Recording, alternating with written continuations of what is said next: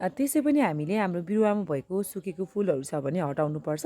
झन् त्यही माथि पानी परेपछि त कुहिने चान्सेस एकदमै बढी हुन्छ कि। हिजो चाहिँ हाम्रो पोखरातिर मजाले रातभरि नै पानी पर्यो। सो हेर्नुहोस् त यो सुकेको फुलहरू यस्तो भइरहेछ कि हामीले यसलाई हटाएनौँ भने नि फेरि पानी परेपछि यसैमा कुहिँदै जान्छ कि अनि हाम्रो बिरुवामा फङ्गस लाग्न सक्छ। सो यस्तोहरू छ भने चाहिँ हामीले हाम्रो बिरुवाबाट हटाउनुपर्छ है। यो जेरिनियमको प्लान्टमा चाहिँ मजाले फुलिरहेको थियो अनि अब चाहिँ पानी पर्न सुरु भएपछि चाहिँ यस्तो हुन्छ बिचरा। फुलहरू हेर्नुहोस् न कस्तो माया लाग्दो भइरहेछ कि हेर्नुहोस् त पानीले। अब बिस्तारै बिस्तारै पानी अलिक बढी पर्न लागेपछि चाहिँ हामीले यसलाई पानी नपर्ने ठाउँमा सार्नुपर्छ, नत्र त फुलहरू यस्तै हेर्नुहोस् त कति माया लाग्दो देखेको बिचरा।